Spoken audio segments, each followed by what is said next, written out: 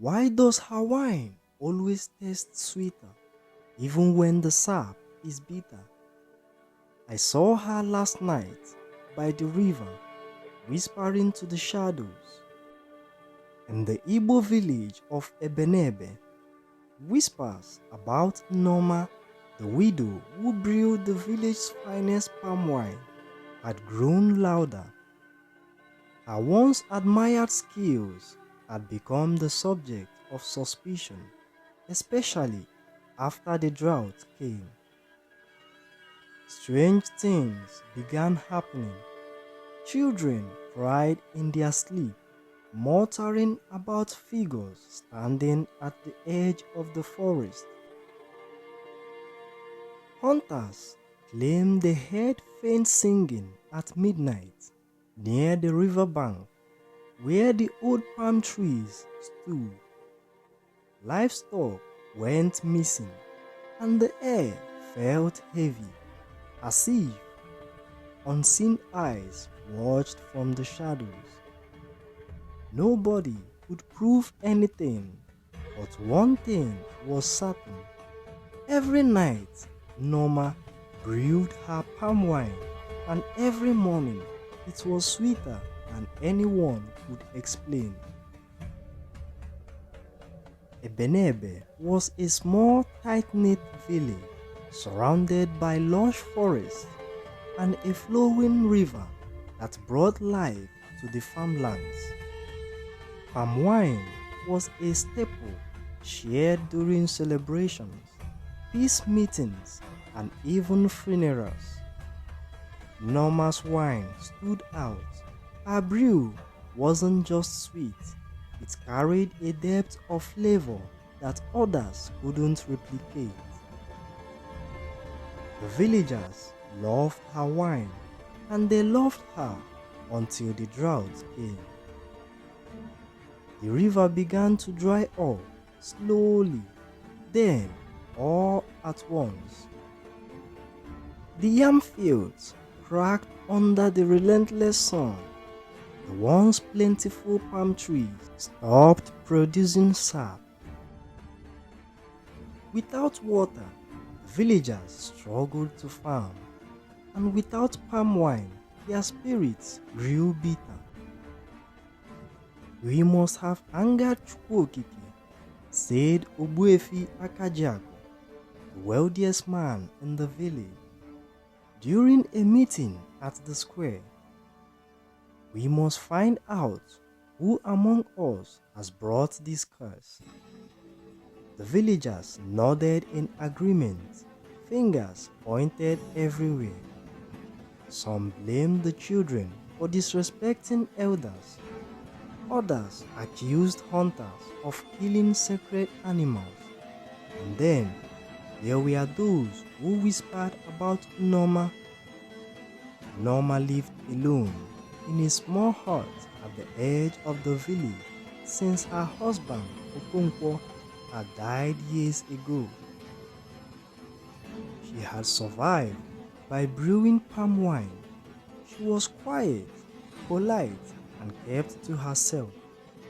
But during the drought, while others struggled, Nneoma's palm wine never ran out. "She must know something we don't," said Amarachi, a young woman who worked in the market. One evening, Obinna, a curious boy, decided to follow Nneoma. He watched as she carried her clay pot toward the riverbank. The boy hid behind a tree, peeking out as she knelt beside an old palm tree. She placed her hands on its trunk and began to whisper. Obinna couldn't hear the words, but the air around her seemed to shimmer. Suddenly, she stood up, clutching her pot, and turned sharply. Obinna swore she looked straight at him, even though he was hidden. Her eyes seemed darker than the night itself. The boy ran home, breathless, and told his mother. who told the entire village. The next morning, a group of elders visited Nneoma's hut. Ebenebe, the oldest and wisest among them, spoke first. Nneoma, he said, his voice firm but kind. The people of Ebenebe are troubled. They say your wine remains sweet, while the rest of us suffer. They say you visit the river at night. What do you have to say? Nneoma looked up at them, her expression calm. I do nothing wrong, my elders. I only do what my late husband taught me. I tap the trees and brew the wine, as I always have. Ebenebe nodded slowly. Then, you will not mind if we watch you tonight. She hesitated, but finally agreed. You may watch. You will see that I have nothing to hide. That night, Ebenebe and two younger elders, Onyekachi and Chibuzo, followed Nneoma to the riverbank. They stayed hidden as she approached the old palm tree. Nneoma knelt before the tree just as Obinna had described. She placed her hands on its trunk and began to whisper. This time, the elders heard her words.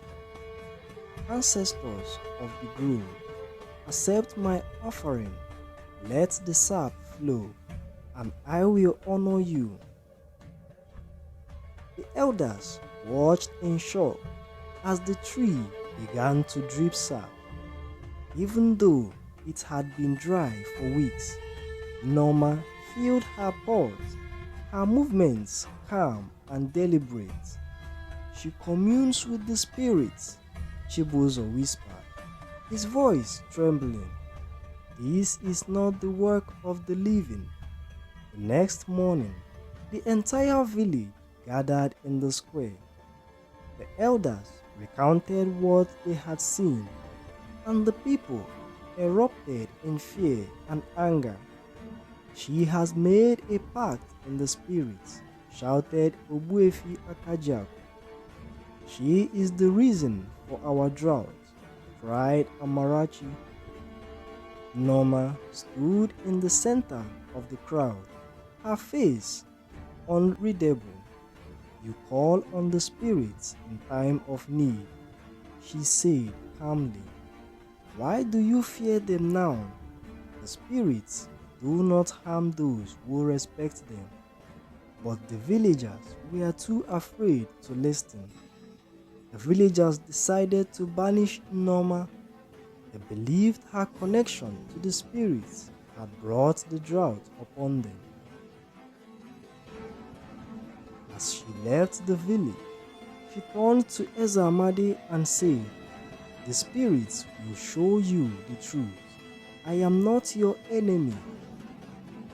Weeks passed, and the drought worsened. No rain came, and the wells dried up. The villagers grew desperate.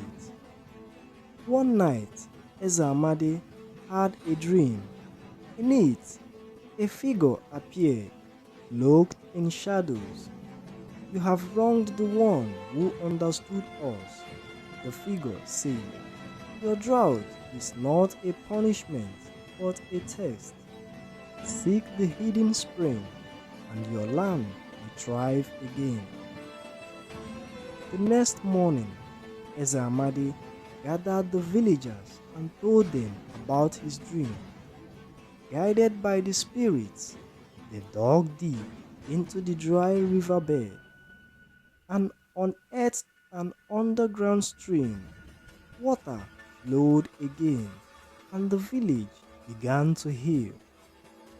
Though the drought ended, the memory of Nneoma lingered. The villagers regretted their actions, but Nneoma was never seen again. Some say she became one with the spirits, watching over the village from the shadows. To this day, the people of Ebenebe honor her memory. Whenever they brew palm wine, they pour the first drop onto the earth, whispering, "May we live in peace and truth."